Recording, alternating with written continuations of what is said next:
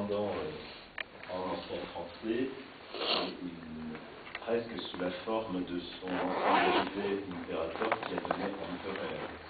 Et la déclinaison de Empereur suit la déclinaison des noms d'achat, même si le verbe correspondant n'existe plus en ancien français. Donc on aura cette sujet Empereur, ça résume Empereur ou Empereur.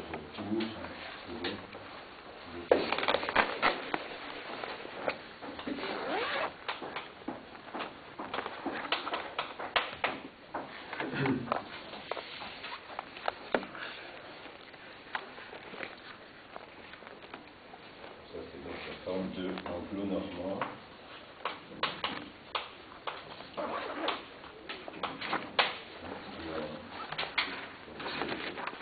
La forme de départ, c'est-à-dire ce qu'on appelle l'étymone de cette forme du carrégime, c'est uniperatorem, la forme de l'accusatif. Le haut long latin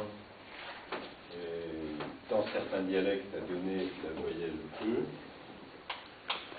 donc en francien et en anglo-normand a donné la voyelle OU.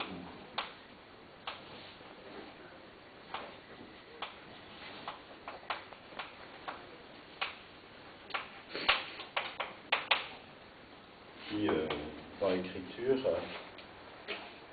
se note au moyen de la lettre U. Alors, je mets un tréma sur le U. Pourquoi? Et ce tréma n'indique pas une prononciation U, comme ce sera le cas en allemand, si vous voulez, mais indique que la voyelle est, du point de vue syllabique, distincte de la voyelle précédente. Donc, en, peu, pre, ouvre. Ces deux voyelles appartiennent à deux syllabes distinctes. Et c'est ce qu'indique le tréma, qui n'existe pas dans les manuscrits médiévaux, mais que les éditeurs rajoutent, comme on le fait encore aujourd'hui dans Maïs. Exactement le même rôle du tréma, Maïs, pour indiquer une forme dissyllabique distincte de la conjonction de coordination. Voilà. Donc ensuite, on trouve toujours dans les mots présentant ces doubles bases résultant du déplacement de l'accent tonique, on trouve quelques mots qu'on appellera des mots isolés. Je ne sais plus du tout quel numéro j'avais employé pour mes rubriques. Donc, on avait d'abord dans 4, dans 4, 1, 4, 2, 4, 3. Mots isolés. Donc les précédents pouvaient être regroupés en fonction de la finale de la base 2. Je rappelle, on avait mot à base 2 en vers baron. Et ensuite des mots à base 2 en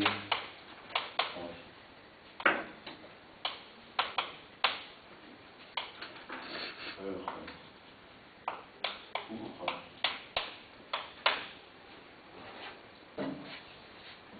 Donc il y avait un certain nombre de mots à chaque fois qu'on pouvait regrouper en fonction de ce critère de la forme de la deuxième base. Et ensuite, il y a un certain nombre de mots qu'on doit regrouper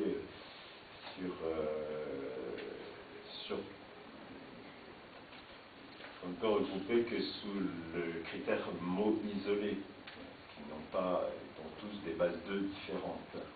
Alors, parmi ces mots, les plus fréquents sont les suivants. On a le mot désignant le neveu.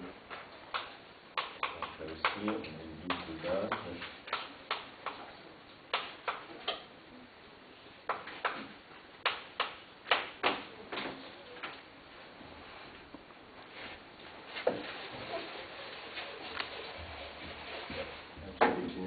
Suivante.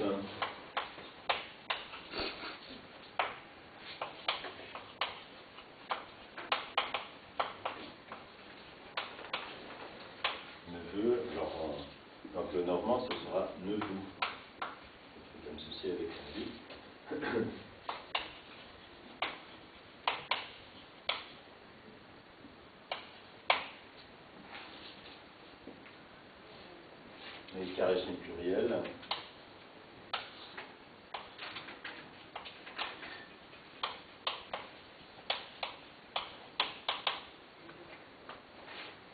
Donc, pourquoi le carrégime pluriel est-il en Z finale et non pas en S?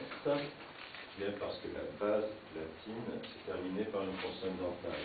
Le E provient de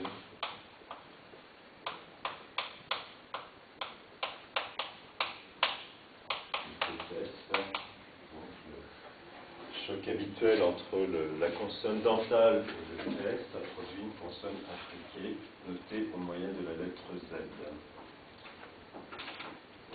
Alors, c'est toujours le même principe, le même processus qui conduit à cette opposition entre les deux bases, le déplacement de l'accent tonique sur les formes latines correspondantes, ainsi que l'augmentation du nombre des syllabes. On a un nominatif népos, accentué sur la première syllabe. Si vous rajoutez une syllabe, ça a pour effet de faire glisser l'accent sur la syllabe suivante. Donc vous avez une voyelle qui ici va se diphtonguer, une S, alors qu'ici elle reste au voyelle simple, neveu.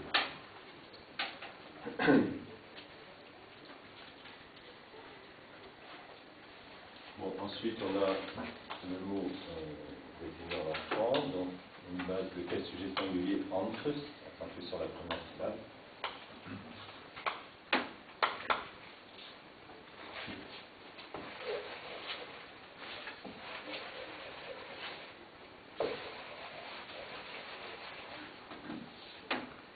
Antres.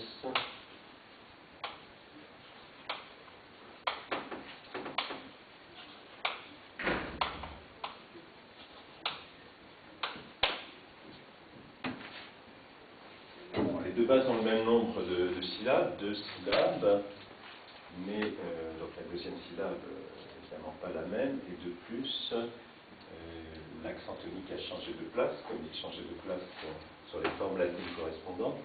Ici, l'accent sur la première syllabe, ici on a ce que les phonéticiens appellent un E central, lequel n'est jamais accentué, anfus, et ici l'accent va être sur la deuxième syllabe, enfant.